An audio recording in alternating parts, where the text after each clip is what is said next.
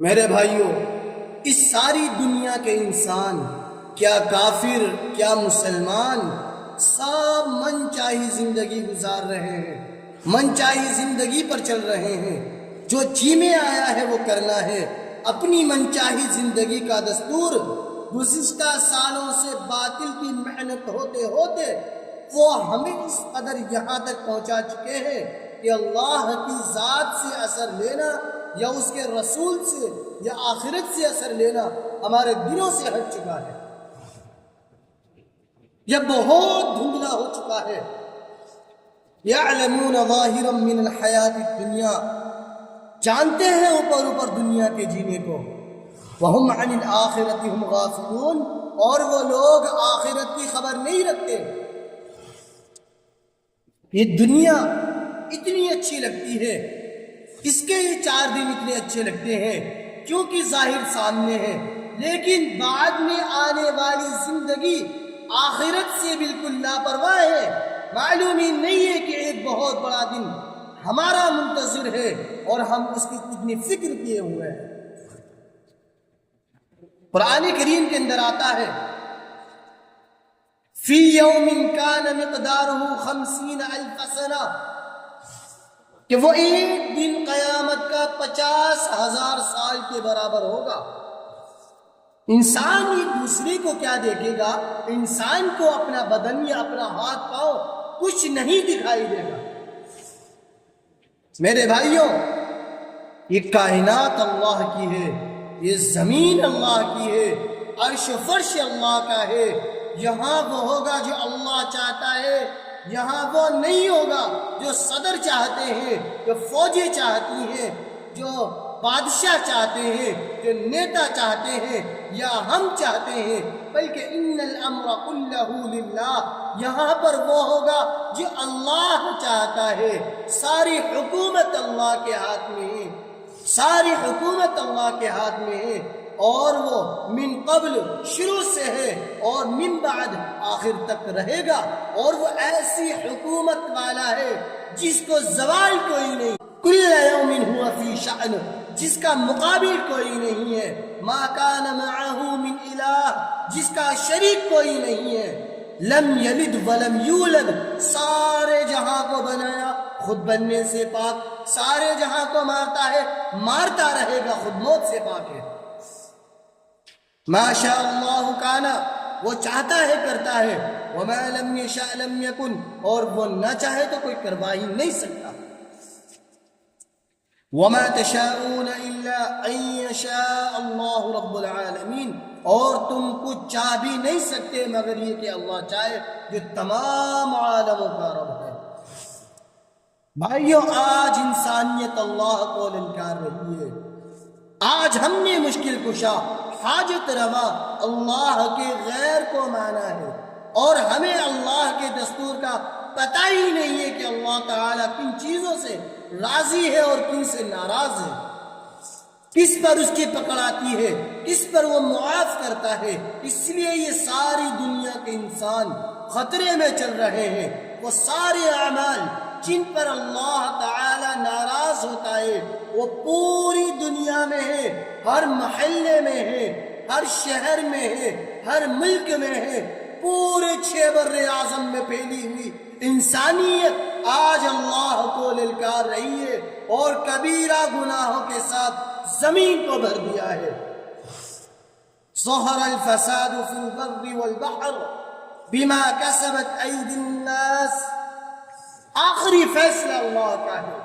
میرے بھائیوں، کائنات میں جو بھی شکل ہے، جو بھی صورت ہے، اس کو اللہ نے بنایا ہے، وہ اللہ کے قبضے میں ہے، وہ اللہ کے تابع ہے، اللہ کی چاہت سے استعمال ہوتی ہے۔ اس جہاں میں فیصلہ حتمی اللہ کا چلتا ہے، جو زمین کو کہے گا وہ کرے گی، جو آسمان کو کہے گا وہ کریں گے، جو ہواؤں کو کہے گا وہ کریں گے، جو پانیوں کو کہے گا وہ ہوگا۔ ساری کائنات میں آخری فیصلہ میرے رب کا ہے، وہ کریں گے۔ اللہ تبارک و تعالی نے انسانی زندگی کے حالات کو اس کے اعمال کے ساتھ جوڑا ہے۔ ساری دنیا کی طاقتیں اللہ کے فیصلے کو نہیں بدل سکتی۔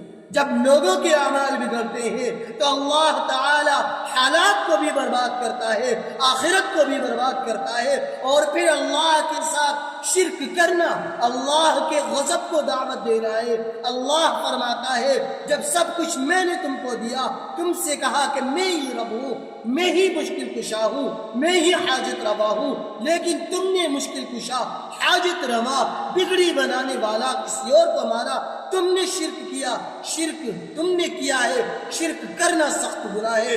قرآن کریم کے اندر بے شمار آیات میں اللہ نے وحدہ لا شریک لہ نے بیان کیا ہے۔ کیا آپ بتا سکتے ہیں وہ کون سی چیز ہے کہ صرف اسی کے لیے اللہ تعالی نے زمین پر بے شمار نبیوں اور رسولوں کو مبعوث فرمایا؟ وہ کون سی چیز ہے جو دین اسلام کی روح ہے؟ وہ کون سی چیز ہے جس کے ذکر سے قرآن کریم بھرا پڑا ہے؟ وہ کون سی دولت ہے جس کو حاصل کرنے کے لیے حضرت سمیہ رضی اللہ تعالی عنہا نے شہید ہو جانا گوارا کر لیا مگر اس دولت سے ہاتھ نہیں دھویا؟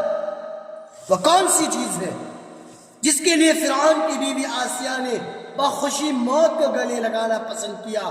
وہ کون سی چیز ہے جس کے لیے آپ صلی اللہ علیہ وسلم اور صحابہ کرام نے اس قدر تکلیفیں اٹھائیں؟ وہ دولت توحید کی دولت ہے، وہ دولت توحید کی دولت ہے۔ میرے بھائیوں، ہمیں معلوم ہونا چاہیے کہ اسلام میں اس دولت کی قدر و منزلت کیا ہے۔ توحید دین اسلام کی بنیاد ہے۔ توحید سب سے پہلا فرض ہے جس کا اقرار کرنا اور اسے دل و جان سے قبول کرنا ہر مسلمان پر لازم ہے۔ توحید وہ چیز ہے جس کے بغیر کوئی انسان دائرہ اسلام میں داخل نہیں ہو سکتا۔ توحید ہی وہ چیز ہے جس کی وجہ سے مسلمانوں اور کافروں کے درمیان جنگیں ہوتی رہی ہیں، اور ان گنت مسلمانوں نے اس کے لیے اپنی جانوں کو قربان کر کے جامع شہادت نوش فرمایا ہے۔ توحید ہی وہ اساسی فریضہ دین ہے جو اسلام اور کفر کے درمیان فرق کرتا ہے۔ توحید ہی وہ چیز ہے کہ اگر اسے کما حقہ قبول کر لیا جائے اور اس کے تقاضوں کو پورا کیا جائے اور اس پر موت آ جائے تو اس پر اللہ تعالی نے جنت کا وعدہ کیا ہے، اور اگر اسے کما حقہ قبول نہ کیا جائے تو اللہ نے اس پر جہنم کی وعید سنائی ہے، اور اس کو قبول نہ کرنے والے انسان پر جنت کو حرام کر دیا ہے۔ جب انسان کی نجات اور کامیابی اور کامرانی کے لیے عقید توحید اس قدر اہم ہے تو سب سے پہلے ہمیں یہ جاننے کی ضرورت ہے کہ عقید توحید کیا ہے۔ کتاب اللہ احادیث نبوی میں عقید توحید جن 6 چیزوں پر مشتمل ہے انہیں 6 اسلامی بنیادی عقائد کو آپ ارکان ایمان کے نام سے جانتے ہیں۔ آمنت باللہ وملائکتہ وکتبہ ورسلہ والیوم الآخر والقدر خیرہ وشرہ من اللہ تعالی والبعث بعد الموت۔ اللہ تعالیٰ پر ایمان لانا، اس کے فرشتوں پر ایمان لانا، اس کی کتابوں پر ایمان لانا، اس کے رسولوں پر ایمان لانا، قیامت کے دن پر ایمان لانا، اچھی اور بری تقدیر پر ایمان لانا، اسی طرح مر کر دوبارہ اٹھائے جانے پر ایمان ہو، اس کو آخرت کے دن پر ایمان رکھنا کہا جاتا ہے۔ تو عقید توحید ان 6 ارکان میں سے پہلے رکن سے تعلق رکھتا ہے۔ عقید توحید کا معنی مفہوم کیا ہے؟ توحید یہ نہیں ہے کہ ہم صرف اللہ تعالیٰ کو اپنا خالق و مالک سمجھیں تو بس کافی ہو گیا، ہرگز نہیں ہے، بلکہ توحید تو اس وقت تک مکمل نہیں ہو سکتی جب تک بندہ اللہ تعالیٰ کو اس کے افعال، عبادات اور اسماء و صفات میں اکیلا نہ مانے۔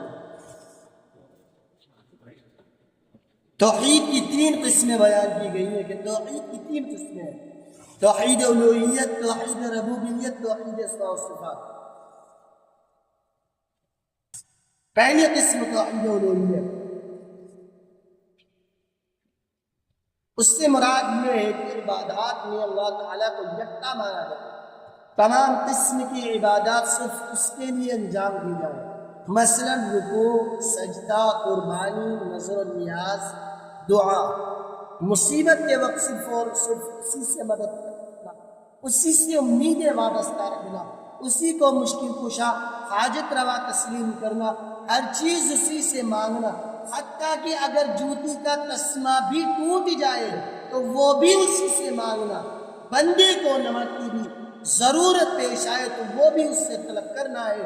اللہ اکبر، الغرض ہر قسم کی عبادت صرف اور صرف اللہ تعالیٰ کے لیے بجا لائے اور غیر اللہ کی محبت کو دل سے نکال کر صرف اللہ تعالیٰ کی محبت کو اپنے دل میں بسا لے۔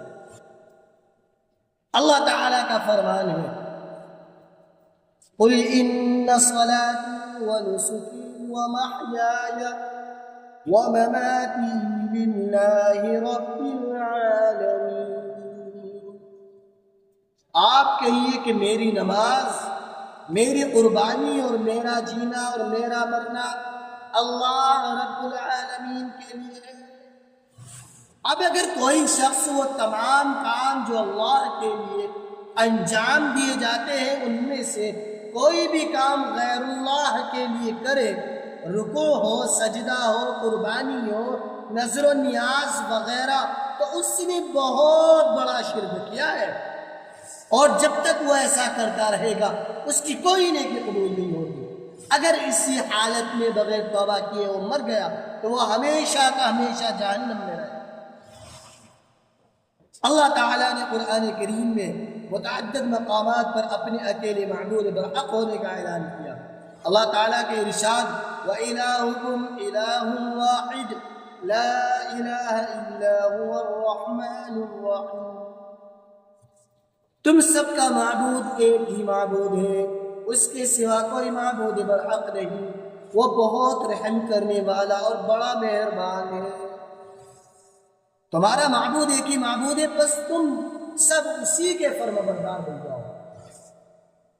ان الہکم لواحد، بے شک تمہارا معبود ایک ہی ہے، اور اللہ کی عبادت کرو، اسی کے ساتھ کسی کو شریک نہ مانو، کسی کو اس کے ساتھ شریک نہ کرو۔ فلا تدع مع اللہ الہا آخر فتکون من المعذبین، بس اللہ کے ساتھ کسی اور کو معبود سمجھ کر مت پکارے، اگر بالفرض آپ نے بھی ایسا کیا تو آپ کو بھی عذاب میں مبتلا کیا جائے گا۔ اس آیت میں شرک کی برائی کو واضح کیا گیا ہے، ورنہ کسی نبی سے شرک کا ارتکاب ناممکن ہے۔ اللہ تعالیٰ اپنے نبی سے فرما رہا ہے کہ اگر بفرض محال نبی سے بھی شرک کا ارتکاب ہو جائے تو اس کو بھی معاف نہیں کیا جائے گا۔ دوسری قسم توحید ربوبیت، یعنی اس بات پر ایمان لائے کہ اللہ تعالیٰ ہی ہر چیز کا تنہا خالق ہے، مالک ہے، مدبر ہے۔ تمام امور جیسے رزق عطا کرنا، زندہ کرنا، مارنا، بارش نازل کرنا وغیرہ کی تدبیریں کرنے والا صرف اللہ ہے، جیسا کہ اللہ سبحانہ وتعالی کا فرمان ہے، اللہ الذی خلقکم ثم رزقکم ثم یمیتکم ثم یحییکم هل من شرکائکم من یفعل ذلک من ذلکم من شیء سبحانہ وتعالی عما یشرکون۔ اللہ تعالیٰ وہ ذات ہے جس نے تم کو پیدا کیا، پھر تم کو رزق دیا، پھر تم کو مارے گا، پھر تم کو زندہ کرے گا۔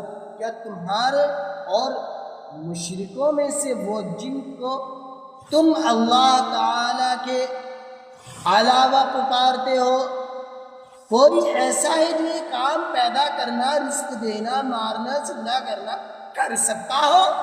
اللہ تعالیٰ پاک اور بلند ہے، ان شریکوں کی شرکت سے پاک اور بلند ہے جن کو اللہ تعالیٰ کا شریک بناتے ہیں۔